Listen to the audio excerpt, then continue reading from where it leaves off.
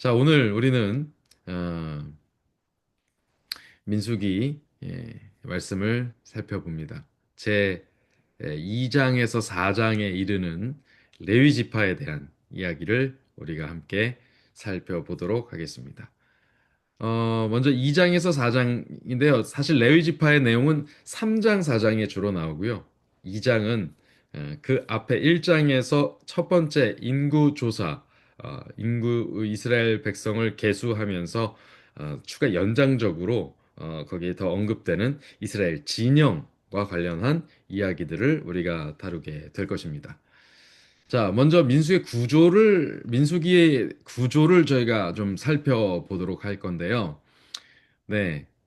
어떤 분이 이렇게 나눠 놓으신 자료를 제가 좀 살펴볼 수 있게 되었습니다.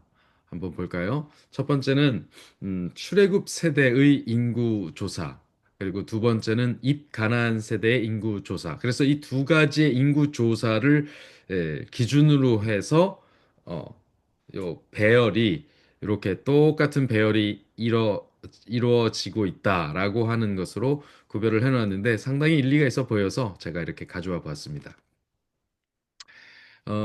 출애굽 세대 1세대죠. 1세대의 인구 조사는 이렇게 1장부터 4장에 언급되어 있습니다. 그다음 율법의 규정들을 간단하게 설명하고요. 그리고 행군, 네, 하게 됩니다. 행군을 시작했는데 백성들의 불평과 징벌에 대한 이야기가 쭉 언급이 됩니다. 10장부터 21장까지 한 10장 정도가 언급이 되고요. 그 다음엔 요단 동편 쪽에서 벌어진 전쟁들에 대한 이야기들을 이렇게 기록하고 있습니다. 21장부터 35장까지 쭉 기록이 21장의 내용, 21장 10절로 35절에 이렇게 기록이 되고 있고요. 그 다음 역사를 회상하면서 발람과 바알부올 이 음행에 대한 이야기가 언급이 됩니다. 자, 그다음 입가난 세 세대, 이 2세대의 인구 조사를 한 것을 기준으로 또 살펴보면 그 조사 후에 다시 율법의 규정들을 설명하고요. 그리고 행군을 하는데 그때부터는 전쟁에 승리하기 시작합니다. 그리고 요단 동쪽 지파들의 이야기가 언급된 후에 다시 이 역사를 회상하면서 이스라엘의 유산을 이제 언급하는 장면이 나온다 이것입니다. 또 다른 구조로 이렇게 신학자들마다 이렇게 나눠놓는 구조들이 있습니다. 또 그런 구조가 있으면 제가 찾아서 여러분들께 소개를 해드리도록 하겠습니다. 성경은 뭐 딱 한 가지 기준으로만 봐야 되는 게 없습니다. 그게 꼭 옳다고 할 수도 없는 것이 어, 이렇게나 저렇게나 사람들이 구별해 놓은 내용이기 때문에 하나님의 진정한 뜻을 우리가 헤아려 안다는 것은 사실 그렇게 쉬운 일이 아니죠. 그래서 어떤 경우는 우리가 여러 가지 이 이론들을 이렇게 다 펼쳐놓고 살펴보는 것도 도움이 많이 됩니다. 자, 오늘은 요 진영도를 보이시죠? 물론 이것은 방향은 이쪽이 동쪽이고 이쪽이 서쪽이고 이쪽이 북쪽이고 이쪽이 남쪽입니다만 그림을 이렇게 보면 이런 식으로 그려지지 않겠나 생각을 해놨습니다. 인터넷에서 좋은 그림이 보이길래 제가 이렇게 한번 가져와 봤습니다. 자, 요 구조도가 과연 어떻게 구체적으로 배열이 됐는지 한번 볼 겁니다. 이것이 어떤 내용일까요? 민수기 2장 2절과 34절의 내용을 저희가 보겠습니다. 성경을 펴서 보시고요. 이스라엘 자손은 각각 자기 진영의 군기와 자기의 조상의 가문의 기호 곁에 진을 치되 회막을 향하여 사방으로 진을 치라. 이스라엘 자손이 여호와께서 모세에게 명하신 대로 다 준행하여 각기 종족과 조상의 가문에 따르며 자기들의 길을 따라 진치기도 하며 행진하기도 하였더라. 네. 2절과 34절을 제가 읽었습니다. 2절과 34절의 내용입니다. 민수기 2장 2절과 34절입니다. 네, 이 진영의 그림을 자세히 보시면 회막이 있습니다. 회막을 중심으로 회막을 향해서 이렇게 다들 회막 중심으로 진을 친 것을 보실 수 있지요. 예. 아마 이런 식으로 진이 쳐지지 않았을까 싶습니다. 그때 당시는 초막을 지어놓고 천막을 쳐놓고 살던 때이기 때문에 이런 식으로 진영이 이루어졌을 겁니다. 그러니까 이스라엘 진 안으로 들어온다는 것은 이 진영들이 이렇게 짜여진 요 거주지 안으로 들어온다는 것이고, 진 밖은 요 거주지의 경계 밖으로 나간다는 것이겠죠? 그렇게 이해를 하시면 되겠습니다. 그래서 이렇게 그 가운데 자기들의 깃발을 이렇게 세워놨어요. 그래서 그 깃발을 따라서 진을 치기도 하고 다시 깃발을 따라서 행진하기도 했다. 요것을 말해주고 있습니다. 그 다음에 이 깃발은 그 기호, 그 민족, 지파마다의 기호가 있었다는 것이죠. 그래서 그 기호를 전에 저희가 계시록 공부하고 그 다음에 보호주와 공부하면서 네 생물에 대한 이야기를 나눈 적이 있습니다. 그 네 생물의 얼굴들이 무엇이었는지 혹시 여러분 기억나십니까? 이사야서와 에스겔서에 언급된 내용입니다. 네 생물의 얼굴입니다. 이 깃발이 무슨 깃발인지를 알 수 없어요, 정확히. 그런데 요 네 생물이 하나님의 하나님의 보좌를 옹유하는 이 네 생물이 사방으로 진을 치는 거거든요. 사방으로 진을 치죠. 이 사방으로 기준하여 진을 치는 데에 거기 사면으로 얼굴들이 다 네 생물의 얼굴이 다 다르단 말이죠. 그러면 이것은 굉장히 밀접한 관련이 있겠다. 자, 여러분, 제가 지금 성경을 찾지 않고요. 여러분들에게 한번 퀴즈를 내보겠습니다. 요 네 생물의 얼굴 기억나는 거 있으십니까? 한번, 한번 말씀해 보시죠. 뮤트를 끄고 말씀해 보세요, 누가. 네 생물의 얼굴. 첫 번째,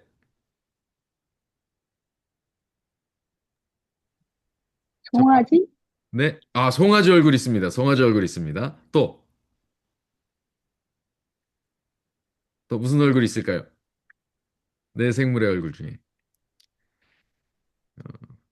사자? 사자 얼굴 맞습니다. 사자 얼굴 있습니다. 그 다음 또 누구 얼굴이 있을까요?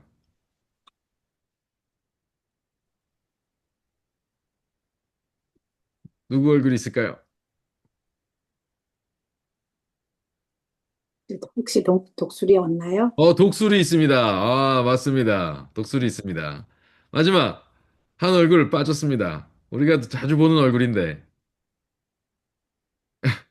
우리가 곰? 매일같이 보는 얼굴. 네? 곰? 아닙니다. 바로, 네, 사람. 사람의 얼굴입니다. 사람 얼굴. 사람의 얼굴입니다. 네, 그래서 사면을 사자와 그리고 독수리, 사람, 송아지 이 네 사면의 얼굴을 가진 것을 이 네 생물들이 가지고 있습니다. 그래서 이스라엘의 이 가문에 대표하는 네 가문의 기호가 있습니다. 기수 가문들이 있는데요. 이 기수 가문들의 깃발이 바로 이 형상을 하고 있었을 것이다라고 다들 알고 있고, 그리고 유대 전승도 그렇게 가르치고 있습니다. 자, 그래서 이렇게 배치가 됩니다. 배치도 제가 알려드립니다. 자, 2장의 내용은 쭉 한번 읽어보시되요. 요 그림을 제가 이 말씀 시간이 끝나면 요 그림을 그대로 우리 단톡방에다 올려드릴게요. 그럼 요것을 보시면서 한 번 더 쭉 읽어보시면 참고가 되실 겁니다. 광야 진영 배치도입니다. 진영 배치도인데요. 이게요, 참 재밌게 배치가 돼 있어요. 레아의 아들들, 라헬의 아들들이 마주보고 있습니다. 그리고 비라와 실바의 아들들이 이렇게 있고요. 그다음에 레아와 그 레아 여종 실바의 아들들이 여기 이렇게 있습니다. 네. 요렇게 레아와 관련된 아들들이고 요렇게 라헬과 관련된 아들들이라고 보시면은 좀 편하고요. 그러나 실바의 아들들이 여기 또 섞여 있습니다. 자, 아무튼 그렇습니다. 그리고 그렇게 해서 각 기수 가문이 있습니다. 기수 지파가 있는데 여기에 좀 진한 색으로 이렇게 돼 있죠.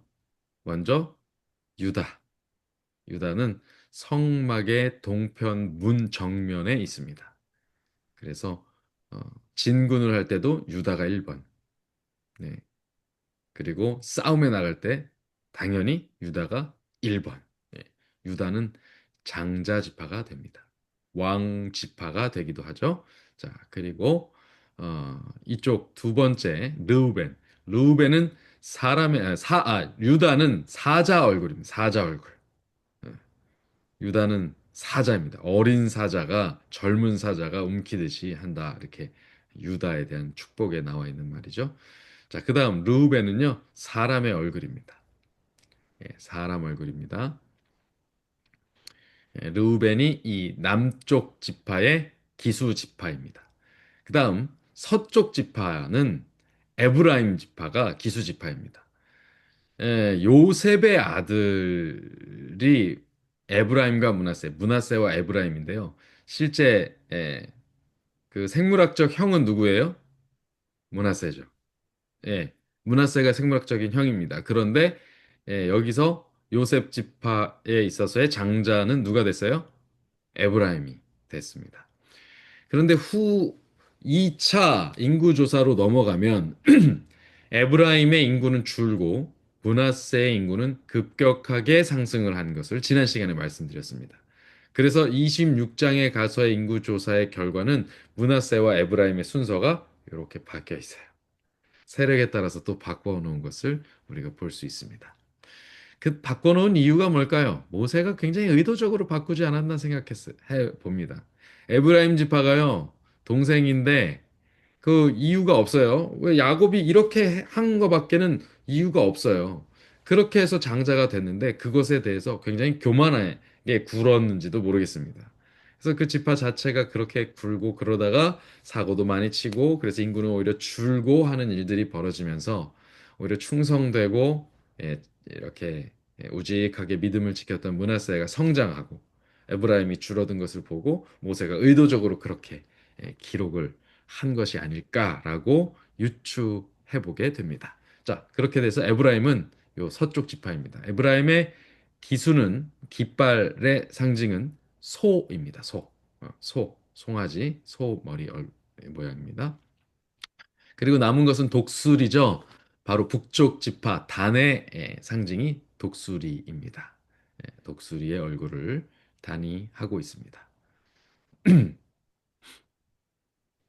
마지막 그 내용에 보면 르우벤 기수에 속한 지파의 숫자는 이 숫자에서 점점 줄게 됩니다. 그런데 유다 기수에 속한 이 진영에 속한 에, 지파들은 더 점차 성장하게 됩니다. 다시 한번 더 이렇게 보여드립니다. 자, 요 안에는 레위인들이 지냅니다. 성막을 기준으로, 회막을 기준으로 레위인들이 이렇게 진을 치는데요. 요 내용은 잠시 후에 더 자세하게 살펴보도록 하겠습니다. 잠시 후에 더 자세하게 살피겠습니다. 자, 그렇게 해서 이렇게 배치가 된다는 점 기억해 두시기 바랍니다. 요 내용이 가나안 땅으로 들어가서 땅을 배치받을 때는 또 달라집니다. 그러니까 요것은 광야 이동 중에만 사용했던 진영 배치도입니다.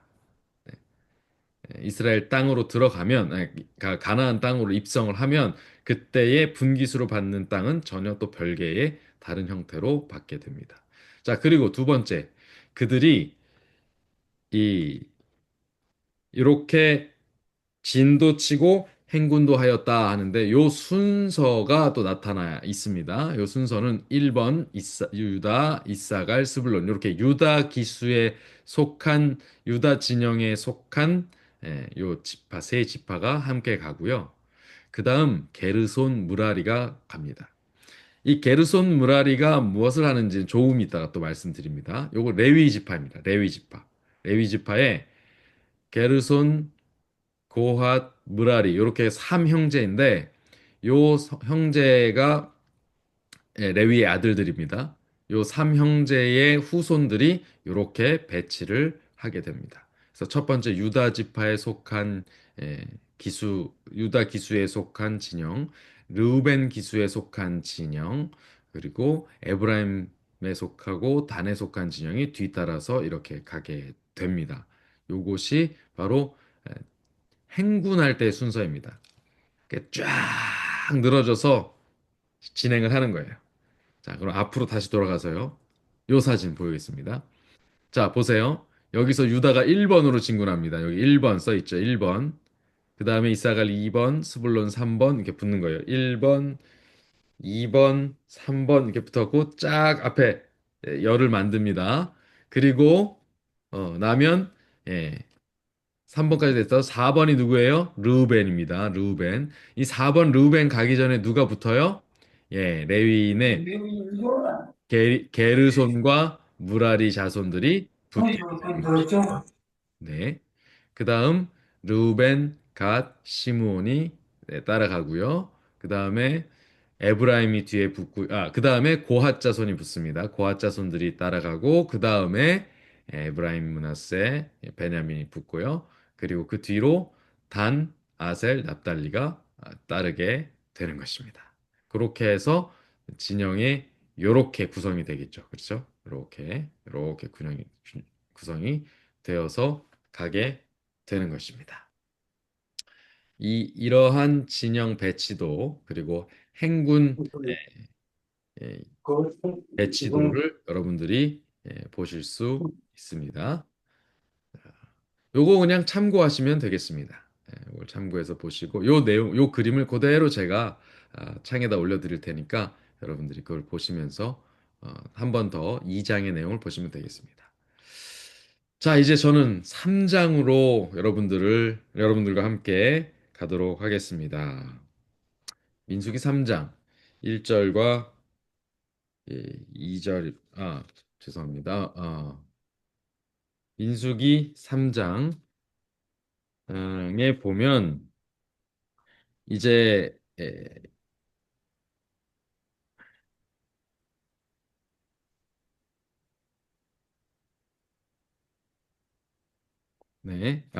민수기 3장의 말씀, 요 말씀을 보기 전에 제가 이 말씀,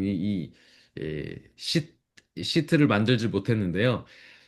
1장 47절부터 49절의 말씀을 잠시 보겠습니다. 1장 47절, 민수기 1장 47절로 49절의 말씀입니다. 이스라엘 백성 전체를 계수할 때에 하나님께서 이렇게 말씀하십니다.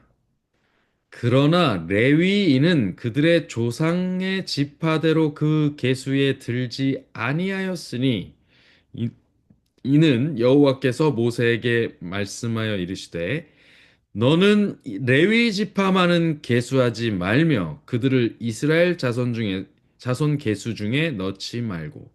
그러니까 60만 3,550명이라는 1차 인구 조사에 그 총수의 레위 지파는 들어갔다 안 들어갔다?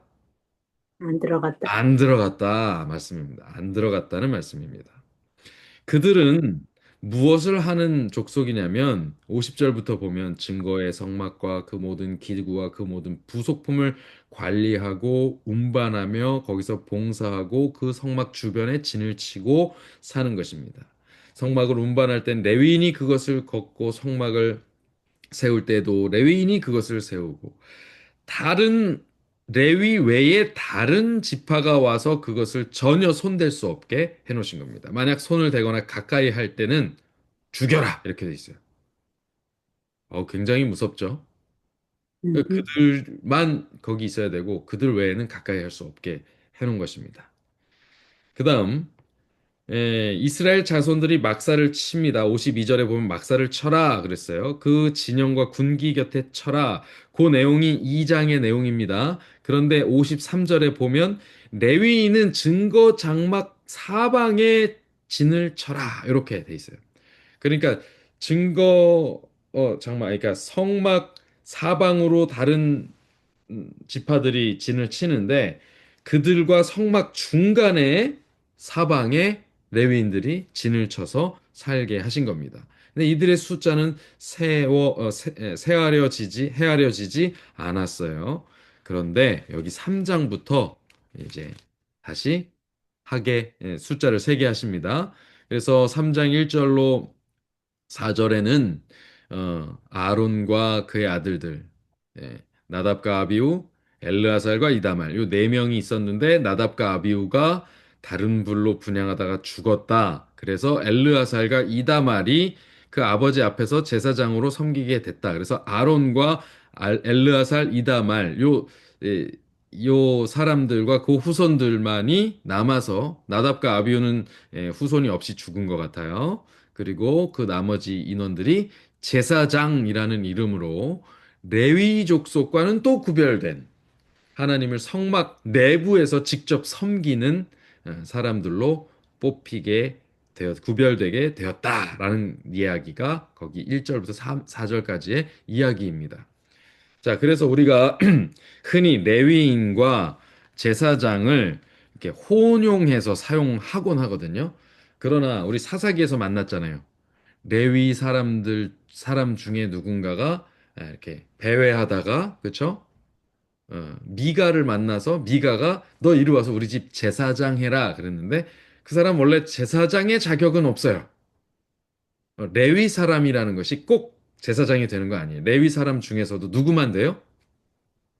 아론과 그의 음, 자손들만 되는 거예요. 그런데 그 아론의 자손이 아닌 사람, 엘르아살과 이다말의 후손이 아닌 사람 중에서 사람 배회하고 있는 레위인을 데려다가 제사장을 삼았다라는 것이 이제 문제가 된 것이었습니다. 네.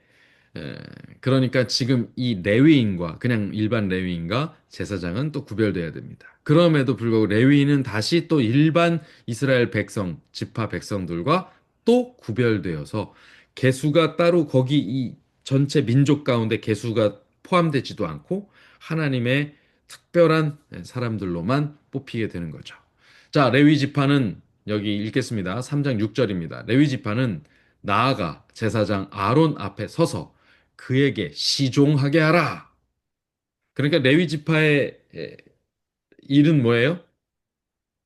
제사장을 수종드는 거예요. 제사장의 손발이 되어서 제사장의 시종을 드는 겁니다.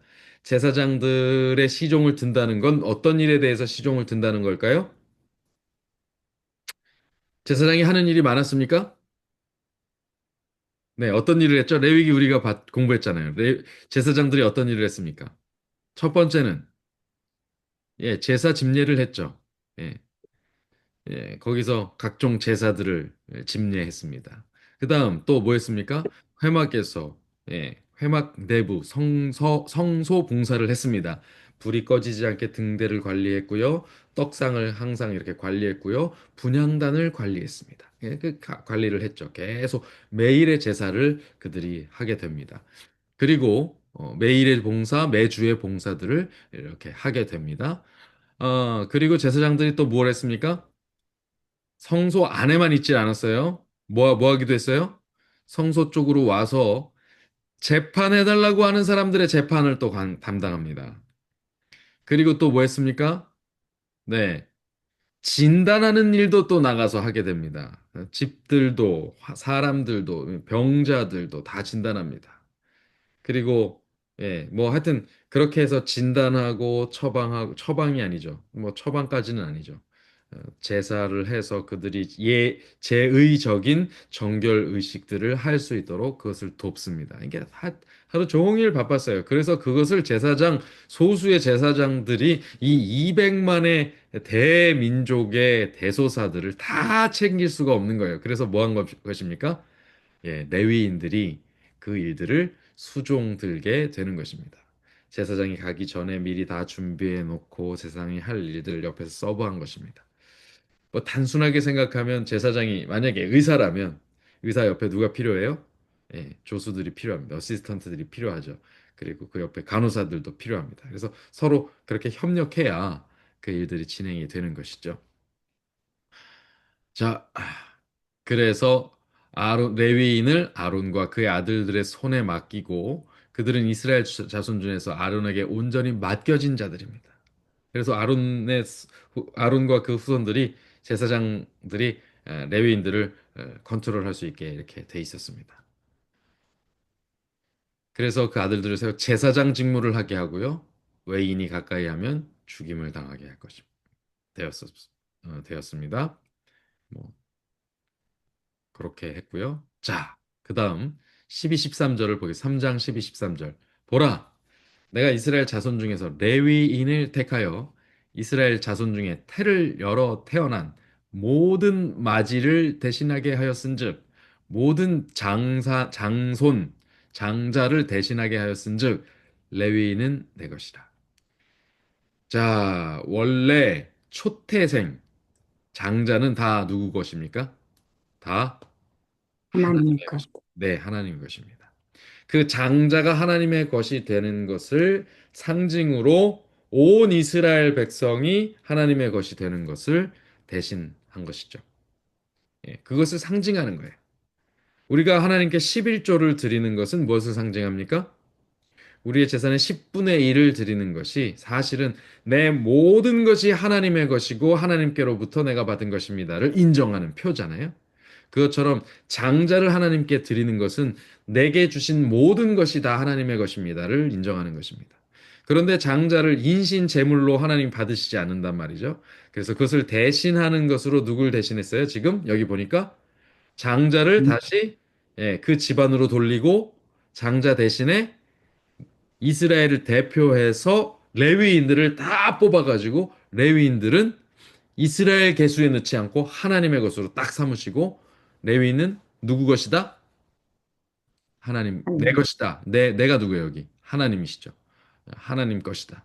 그 모든 초태생을 대신한 이스라엘의 초태생 장자를 대신한 레위는 다 내 것이다.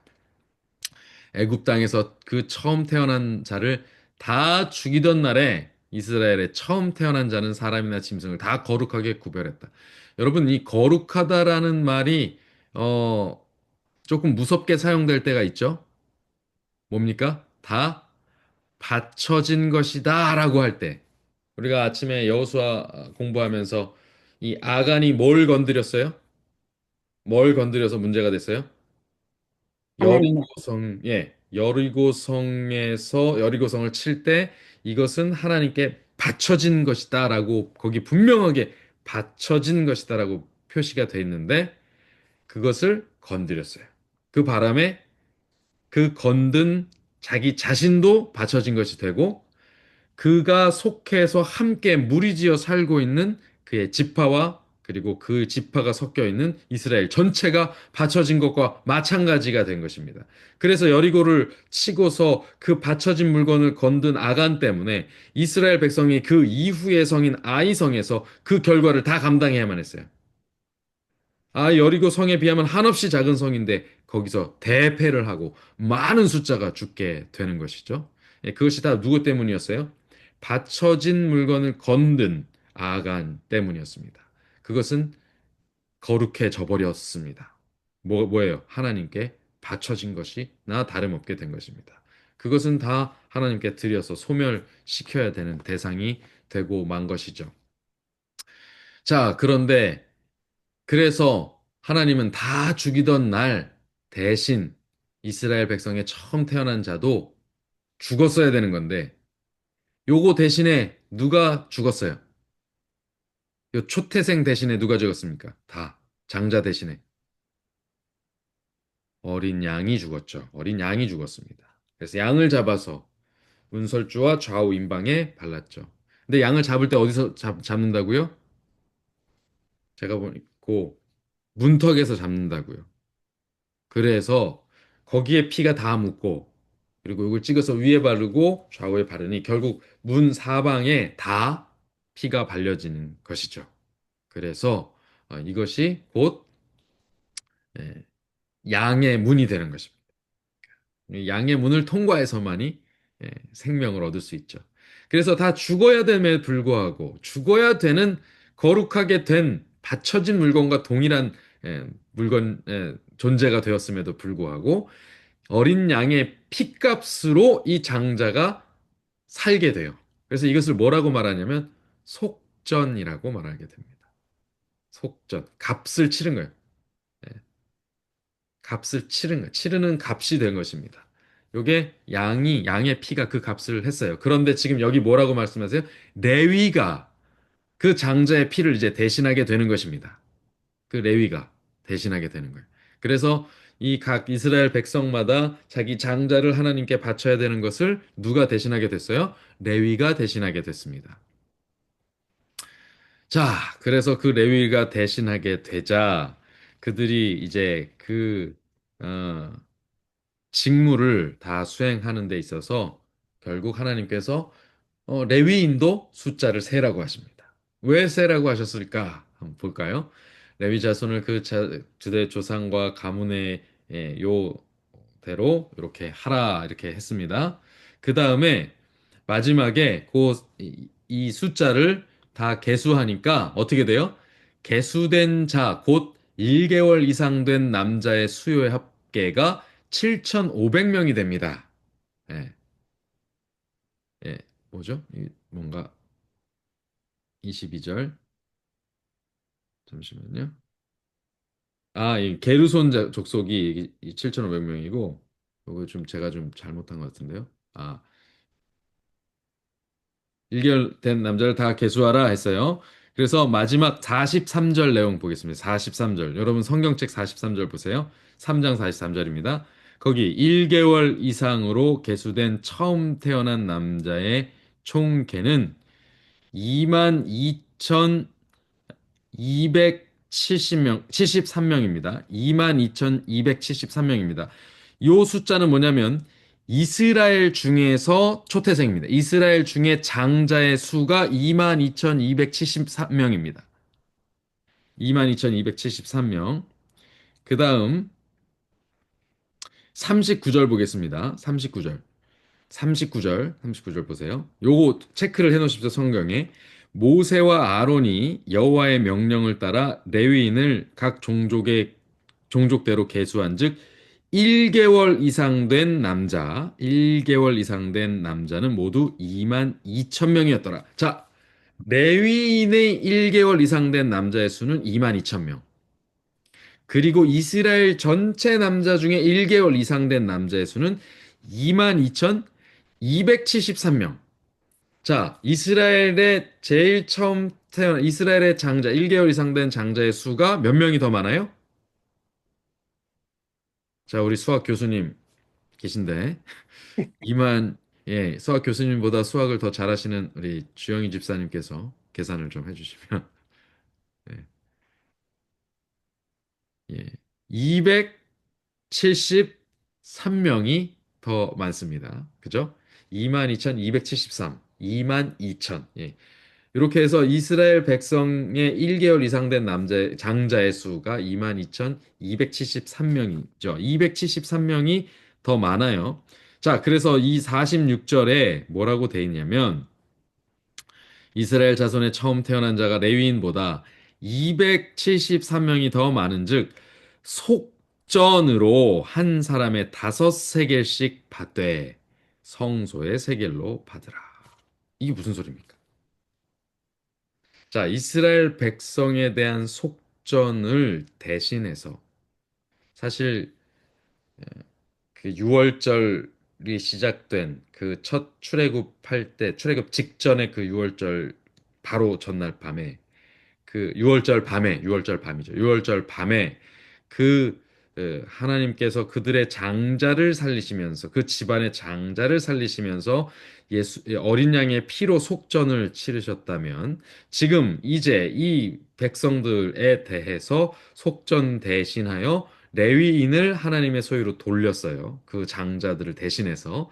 그런데 그 장자들을 대신해서 돌린 숫자가 부족하자 이스라엘 백성 가운데서 돈을 더 273명분의 속전을 더 거둬서 그것을 어디로 돌립니까? 성전으로 돌립니다. 회막으로 돌립니다.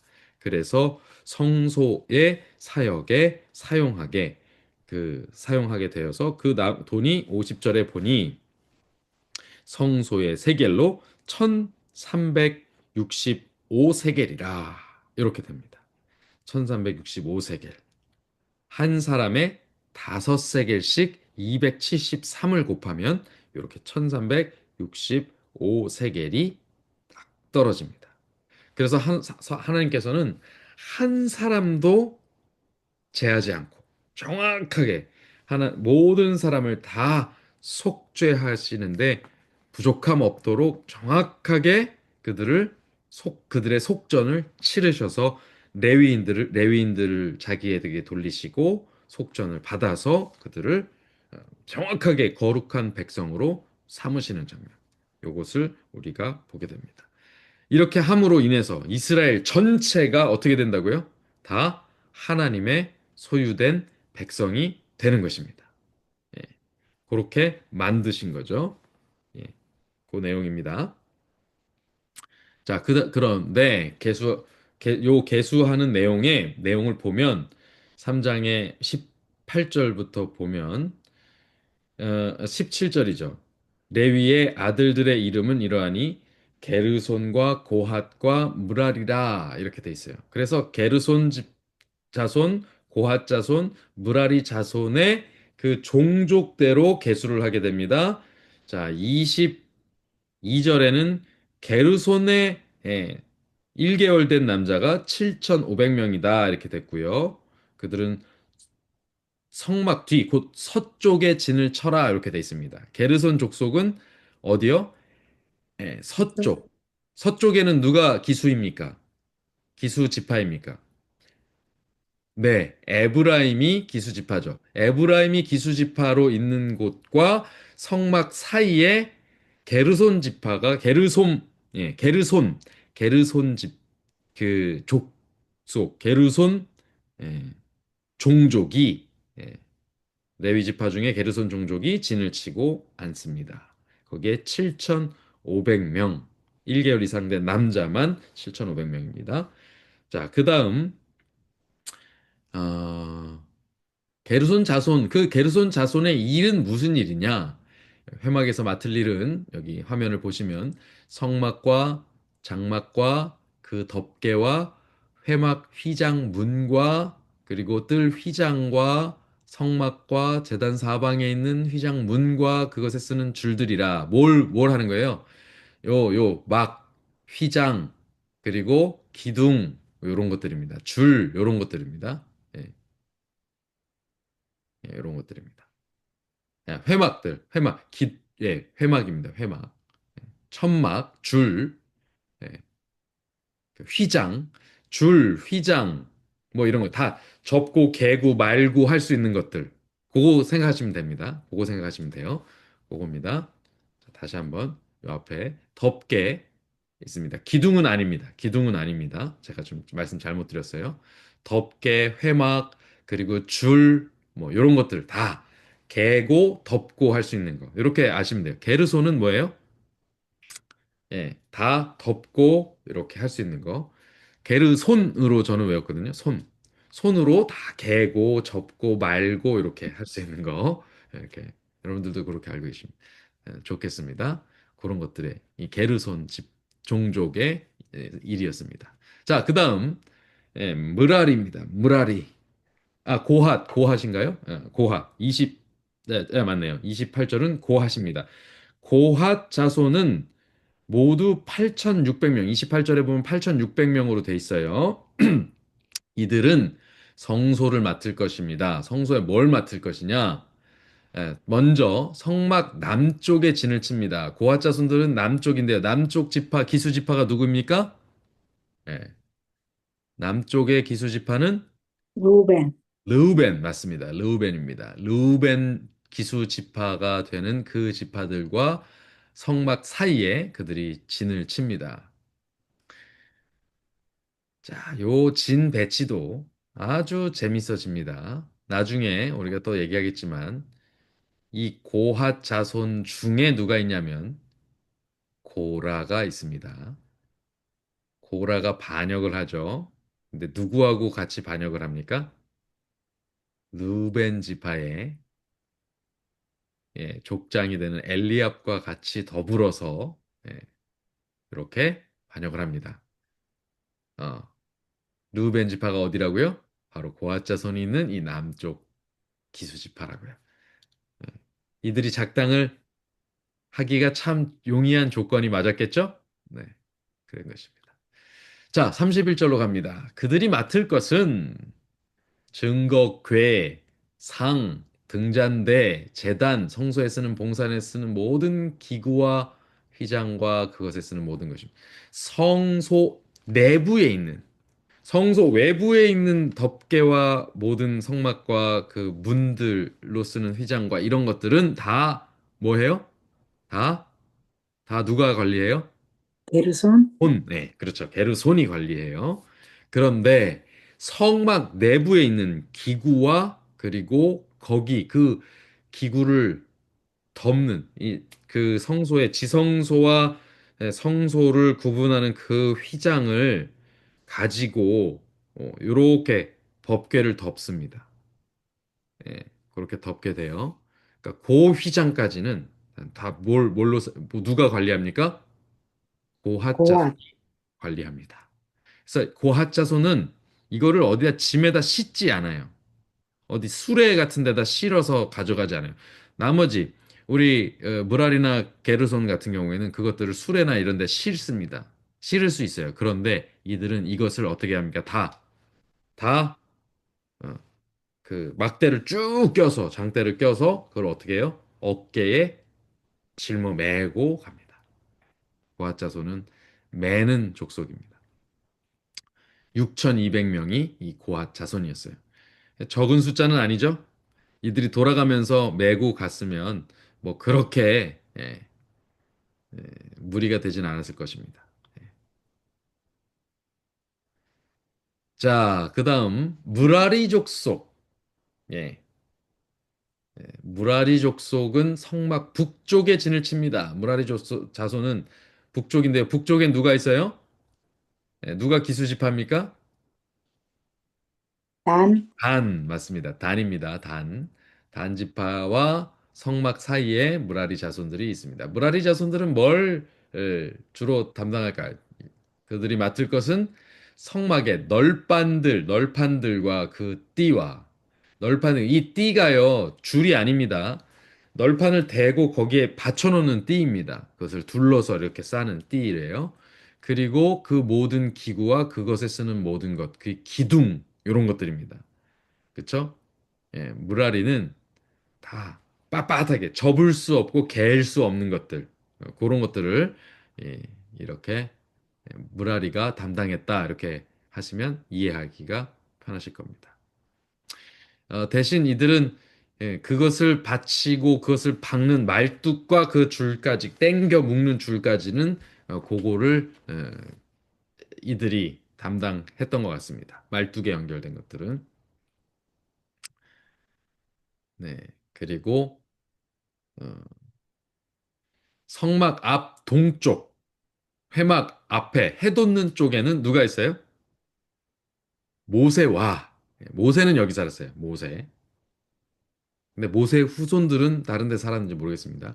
아론과 아론의 아들들이 진을 치고 그러니까 아론과 아론의 아들들이라고 말을 한 걸 보면 모세는 여기 살았고 모세의 그 다른 자손들은 아들들은 다른 데 살았지 않나 이 생각이 듭니다. 네, 그렇게 그냥 모세는 어디 모세와 아론은 어디 족속일까요? 게르손, 고핫, 무라리 중에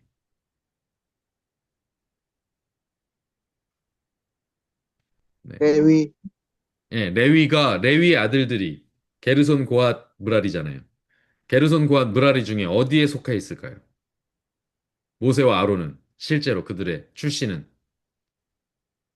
네, 고핫 출신들입니다. 고핫 출신들이에요.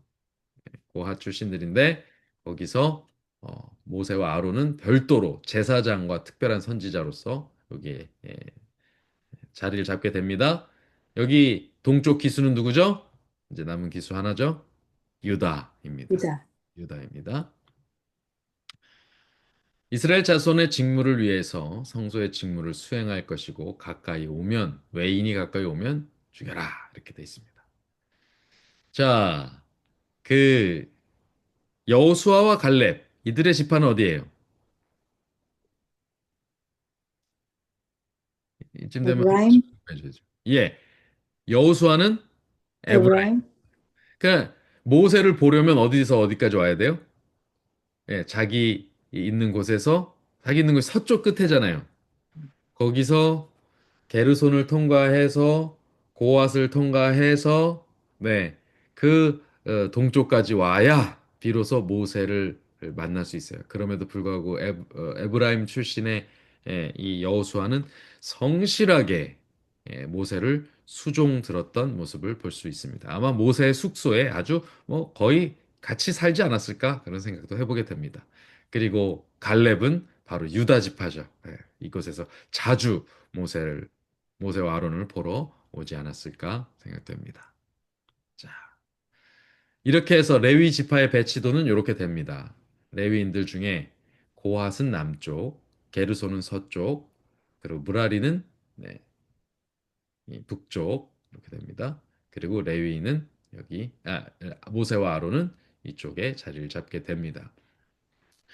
그런데 이들 인원들 중에 지금 어, 이후에 4장으로 넘어가면 오늘 4장까지 그냥 마무리를 지어버리죠. 간단하게. 4장까지 가면 30세부터 50세까지 회막에서 복무하고 봉사하는 할 수 있는 레위인을 별도로 세라고 합니다. 자, 보세요. 이스라엘 민족 중에 이 속전으로 계산하는 속전, 그러니까 말하자면 거룩하게 구별하기 위해서 속전으로 계산되는 인원들은 다 1개월 이상의 모든 남자를 대상으로 합니다. 레위인도 속전으로 계산할 때는 1개월 이상의 남자예요. 그런데 군대로 계수하는 숫자는 장정 20세 이상부터입니다. 그리고 여기 성소에서 회막에 봉사하고 복무할 모든 봉사자들은 그 나이가 25세부터 50세, 55세 혹은 30세부터 50세라고 이 구별되는 문구들이 여기저기서 조금씩 조금씩 다르게 나옵니다. 실제로는 아마 25세부터 55세 정도까지 섬겼을 거예요. 그런데 양쪽의 나이에 해당하는 사람들은 특별히 25세부터 30세까지는 약간 미숙하고 뭐랄까요? 뭐 서리 집사라고 해야 될까요? 아직 실습 기간, 인턴 레지던트 기간이고 30세부터가 본격적으로 섬기고 50세까지 본격적으로 섬기고 그 50세 이후에 이 연세가 된 분들은 이제 거기서 조금씩 조금씩 뒤로 물러서면서 후배들을 교육하고 하는 쪽으로 갔다면 실제로 힘써 봉사한 사람들은 30세에서 50세 사이의 연령이 될 것이다. 그러니까 그 연령을 세면 요로 인원이 됩니다. 여기 인원 보이시죠? 고아자손은 2,750명. 1개월 이상 된 사람들은 7,000명, 8,000명 됐지만 실제로 봉사할 수 있는 인원은 2,750명, 2,600명, 3,200명 이렇게 됐다라는 내용을 여러분들이 알고 계시면 되겠습니다. 요 사진도 또 제가 아니 뭐 앞에 큰 사진 안에 다 들어있는 사진입니다. 이것이. 그렇게 이스라엘 레위 지파가 배치가 되고 그들이 이 숫자를 따라서 봉사하게 되었다라는 것이죠. 자, 1개월 이상은 이렇게 됐고요. 어, 자, 그래서 오늘 말씀에 이제 정리를 하자면 이렇게 됩니다. 음, 오늘 여러분들이 이따가 이 사진 올려드린 거를 비교하면서 2절, 3절, 2장, 3장, 4장의 내용을 좀 한번 다 살펴보시고 주무시면 좋겠는데요. 결국 그 내용을 통해서 오늘 우리에게 주시는 교훈은 저는 이것이라고 생각해요. 고린도전서 6장에 보면 이렇게 이 말씀이 있습니다. 너희 몸은 너희가 하나님께로부터 받은 바 너희 가운데 계신 성령의 전인 줄을 알지 못하느냐. 너희는 너희 자신의 것이 아니라 값으로 산 것이 되었으니 그럼즉 너희 몸으로 하나님께 영광을 돌리라. 네. 우리의 몸이, 우리의 지체가, 우리의 교회가, 우리의 모든 삶이 하나님께로부터 받은 바 성령의 전이다. 그것은 우리가 더 이상 우리 자신의 것이 아니라 값으로 샀죠. 속전을 치르고 산 하나님의 것이다. 라는 것입니다. 아닌데요. 레위인만인데요. 아닌데요. 목사들만인데요. 아닌데요. 장로들만인데요. 이렇게 하는 게 아니라는 거예요. 무슨 직분이 있어서가 아니라 우리는 모두가 다 1개월 이상이라고 하는 것은요. 생존이 확정된 자들을 얘기합니다. 예전에는 뭐 1개월 전에 1개월이 못 돼서 갑자기 태어나자마자 잘못된 아이들이 또 있을 수 있으니까 그 1개월을 기준으로 생존을 결정한 거, 생존 여부를 기준을 삼았던 것 같아요. 그렇다면 사실은 모두를 다 말하는 것입니다. 모든 인원을. 그러니까 우리의 모두가 모든 것이 다 그리고 우리 성도 모두가 다 하나님의 소유가 된다는 것. 그것이 하나님께 중요한 것입니다. 그러려면 우리는 값으로 산 것에 합당한 우리의 삶을 살아가야 되겠죠. 너희도 산 돌, 베드로전서 2장 5절입니다. 너희도 산 돌같이 세워지고 신령한 집으로 세워지고 예수 그리스도로 말미암아 하나님이 기쁘게 받으실 신령한 제사를 드릴 거룩한 제사장이 될지니라. 이제 아론과 그의 자손들만 감당하던 제사장 사역이 또 그가 속했던 레위인들만 에, 전담하던 성막의 사역이 이제는 예수 그리스도께서 그 막힌 막힌 휘장을 다 찢고 여시면서 그 모든 사역이 이제 하나님의 백성으로 속한 우리 모두에게 왔습니다. 이제는 어, 우리를 대신해서 레위 족속만 그렇게 하나님의 것으로 삼아졌던 시대를 지나서 우리 모두 자신이 직접 하나님을 독대하고 만나서 하나님의 소유로 살아갈 수 있는 신령하고 신령한 제사를 드릴 신령한 제사의 그 예식을 집전할 수 있는 거룩한 제사장이 되었다는 것입니다. 이 예배를 집전한다는 말은요, 지금 교회에서 이루어지는 예식을 집전한다는 거하고 또 좀 다릅니다. 내 삶 자체를 하나님께 드리고 내 삶에서 산 제사를 드리는 데 있어서 누구도 누구를 중간에 끼고 누구의 도움을 받지 않아도 된다는 뜻입니다. 직접 자기가 그 있는 곳에서 무릎을 꿇고 자기가 그 있는 곳에서 부르짖으면 하나님과 독대하여 만날 수 있게 되는 이 거룩한 사명, 그 당시에는 모세와 아론만이 감당할 수 있었던 그 사역을 오늘 우리가 다 개개인이 이 신령한 제사에 동참할 수 있게 되었다라는 뜻이죠. 그런데요, 이 말씀은 꼭 좀 하고 넘어가야 되겠습니다. 제가 지난번에 한번 금요 예배를 제가 하지 못하면서 영상으로 올려드린 예배가 있습니다. 그때 예, 이 레위인에 대한 강의를 여러분들이 들으셨을 텐데요. 혹시 기억이 안 나시는 분들을 위해서 그 링크도 다시 한번 또 올려드리겠습니다. 시므온과 레위가 세겜에서 정말 잔해하는 기계로서 예, 살았습니다. 예, 행동했습니다. 그래서 그들이 이렇게 저주를 받죠. 야곱의 축복이 아니라 야곱의 저주를 받습니다. 유언으로. 내 영광아 그들의 집회에 참여하지도 상관하지도 말라. 그 노염이 혹독하니 저주를 받을 것이고 분기가 맹렬하니 저주를 받을 것이라. 우리 홍성은 집사님이 분기 탱천한다는 말을 자주 쓰시는데 예, 예. 우리가 그런 성향이 있는 거예요. 우리 스스로가. 그런데 그래서 야곱이 내가 그들을 야곱 중에서 나누고 이스라엘 중에서 흩트리라라고 저주 아닌 저주를 했어요. 그런데 이 말씀이 어떻게 성취됐냐면 이렇게 됩니다. 이 부조 선지자의 글이 이렇게 된 거예요. 야곱과 그의 아들들이 난폭과 유혈 사태로 인해서 더 이상 세겜에 머무를 수 없었다. 온 도시는 파멸과 사륙에 휩쓸렸다. 이때 야곱은 그 아들들을 빨리 수습해서 그 자리를 떠나면서 매우 깊이 반성합니다. 깊이 겸비함을 고백하면서 잔인성과 거짓이 자기 안에 있는 잔인성과 거짓됨이 그의 아들들의 성격에 나타났어요. 너희들 우리처럼 할례 받으면 우리 결혼하게 해줄게라고 아들들이 그걸 짜냈지 않습니까?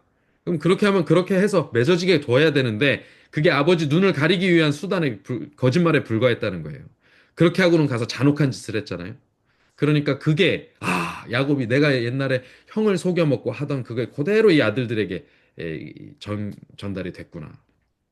그러나 236쪽은 또 이렇게 띄어서 이렇게 얘기합니다.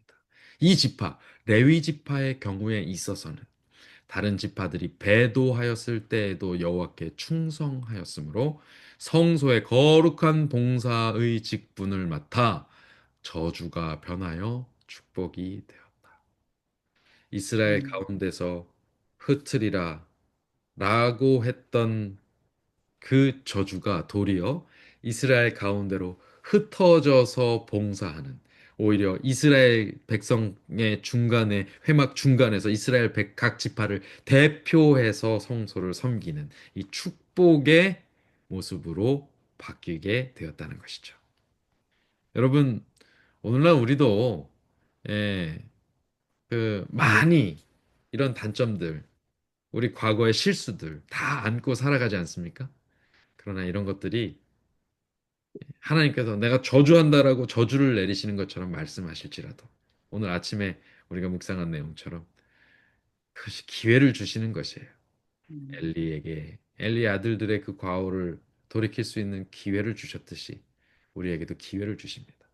그 기회를 부여잡으면 예, 차자로 괜히 돌변을 차자로 살던 므낫세가 다시 부흥해서 에브라임보다 다시 앞서게 되는 것처럼, 민족 중에서 흩어지겠다고 했던 민족 중에 시므온은 진짜 철저하게 흩어져서 흐지부지 결국 지파 자체가 흩어져 버린 반면에 예, 우리 레위는 끝까지 살아남아서 예, 그 일들을 하나님을 섬기는 사역의 대표자로서 살아갔던 것을 보게 된 것을 우리가 경험하면서 이제 우리의 삶을 여기에 대입하여서 예, 과오를 씻고 하나님의 그 귀한 종들로서 서로 섬기며 그렇게 더욱더 사명을 감당하는 그런 우리 모두가 되기를 간절히 바랍니다.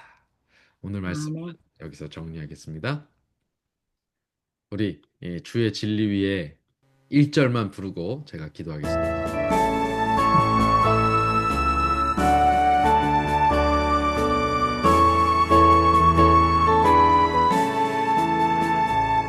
주의 진리 위에 십자가니 높이 받들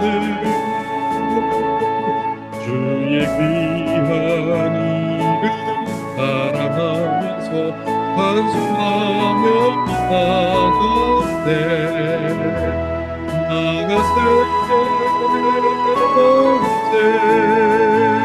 담대한 주의 구사이여 복수하며 싸우며 외운 승리 없겠네. 기도하겠습니다. 감사하신 하늘 아버지, 오늘 우리를 주님의 소유된 백성으로 삼아 주시니 감사합니다. 우리를 위한 속전을 예수 그리스도의 피로 치르시고 또 이스라엘 광야 생활 당시 레위 족속을 모든 민족을 지파를 대신하여 하나님의 소유로 삼으시며 속전을 치르셨던 것처럼 오늘 예수 그리스도의 피로 이 온 인류의 죄악을 대신하는, 그들을 거룩해 하고 그들을 하나님의 소유로 삼는 속전을 대신 치르시고 오늘 우리를 새롭게 하셨으니 감사합니다. 이제 우리는 우리의 것이 아니라 값으로 산 것이 되었으므로 하나님만 섬기고 하나님의 소유로만 살아가겠다고 결심하며 살아가게 됩니다. 주님, 이 결심이 흩어지거나 흐지부지 되지 아니하고 참으로 하나님의 말씀대로 살아가는 그 귀한 시작점이 되게 하여 주시옵소서. 주님, 저주를 받았던 레위가 그것을 변하여 축복으로 만들었던 것처럼 오늘 과거 우리의 부끄러웠던 모든 삶과 기억들이 변하여 축복의 통로가 되게 하여 주시옵소서. 우리의 수치를 씻으시고 대신 그것으로 주님께 영광되는 통로를 삼으시는 예수 그리스도 이름으로 간절히 기도합나이다. 아멘.